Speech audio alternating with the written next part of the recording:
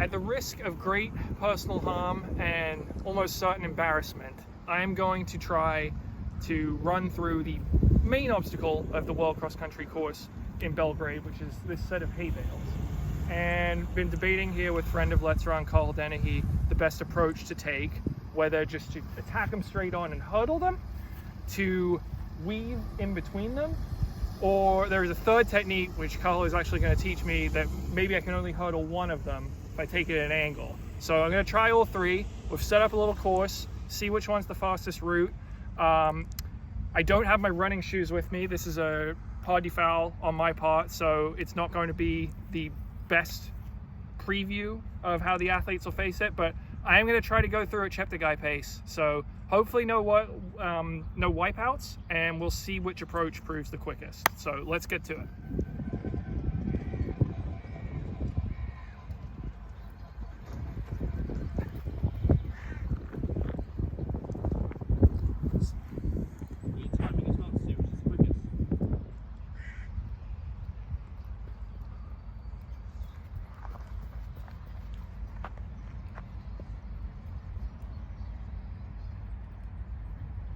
So Cahill, tell me, we just tried sprinting, weaving through, we just tried hurdling 2 barriers.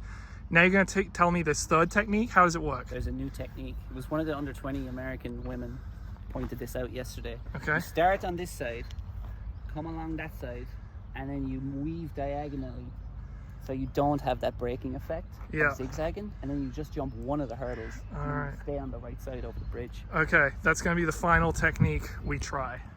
Whenever you're ready.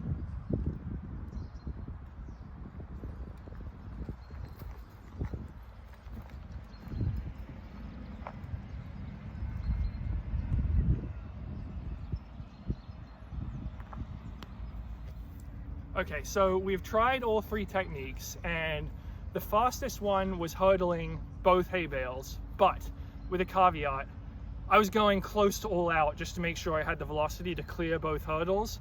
I'm not sure if all of the athletes in this race, it's a 10-kilometer race, are going to be able to do that. I'm sure they can hurdle it better than I can, but I'm not sure if they're going to be doing an all-out sprint sort of the way I was. So I actually like the technique, the final one we tried, where you're coming in an angle and you just have to hurdle one. I am curious if anyone tries that, but I think for my most efficient technique, that was probably the best one. Though honestly, if I was running this race, I have no athletic ability. I never did the steeple. I think I'd just be weaving in between the 4 hay bales. So it's going to be interesting to see how the best runners in the world attack it on Saturday. Excited to see. All right. Okay, unfortunately, just as we were wrapping up here, a New Zealand athlete was running the course and tried a 4th approach, which was hurdle then weave, as opposed to weave then hurdle, which is the final one we tried. He made it look incredibly easy. He's also probably a much faster athlete than I am, but in the name of science, I'm going to give it one more go and try this technique, see if it's any faster than the first 3 we tried. So stay tuned.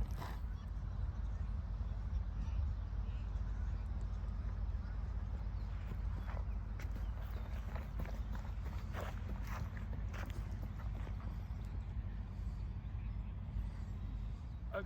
So the last one, which was hurdle then sprint, that was 7.44 seconds. So we've got 6.99 for hurdling both.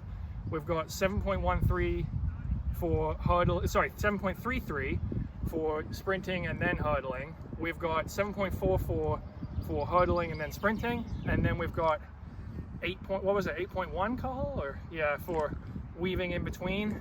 So seems like the slowest approach on paper, but I don't know. If I was running this race, I would not want to be doing too much hurdling. I'm going to say the 7.44, that was also the final attempt I did. Might be getting a little winded at this point. So I think that one's pretty efficient. If you can only hurdle one of these as opposed to doing 2, it's probably going to be the best approach in the long run, but we'll see what the athletes do on Saturday.